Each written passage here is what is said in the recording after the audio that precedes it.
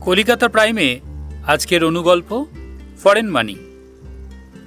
লেখক বলাইচাঁদ মুখোপাধ্যায়।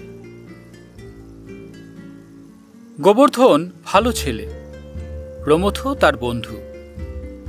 প্রমথর কপালটা একটু ভালো, খুঁটির জোর আছে, চাকরিও পেয়ে গেছে একটা। গোবর্ধন পায়নি। গোবর্ধনের আরো মুশকিল, সে বিবাহিত।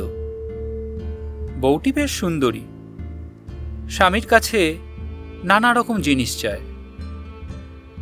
একদিন গোবর্ধন এসে প্রমথকে বলল, আজ ভাই বউয়ের সামান্য একটা আবদার মেটাতে পারলাম না। সে আজ বললে, অনেকদিন চিংড়ি মাছ খাইনি, আজ চিংড়ি মাছ কিনে এনো।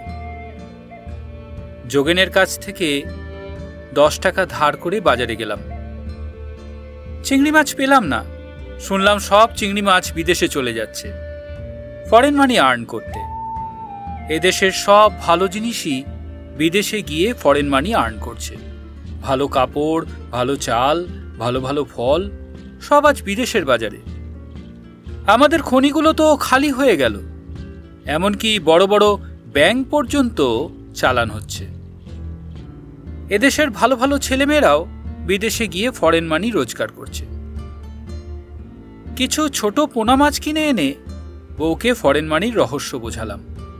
বউ বললে, অত ছোট মাছ আমি খেতে পারি না, গলায় কাঁটা বিঁধে কি মুশকিল বলতো। এর প্রায় মাসখানেক পরে গোবর্ধন হন্তদন্ত হয়ে প্রমথর কাছে এলো। চুল উস্কো খুস্কো, চোখের দৃষ্টি উদ্ভ্রান্ত। প্রমথ বললে, কিরে, কি হলো?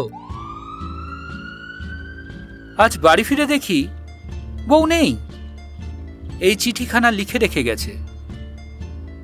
চিঠিতে লেখা আছে, আমিও ফরেন মানি আর্ন করতে চললাম। কি করি বলতো? থানায় যাব? তোর মেশোর সঙ্গে হোম মিনিস্টারের আলাপ আছে না? তুই একটু চেষ্টা করে দেখবি ভাই। প্রমথ নির্বাক হয়ে রইল।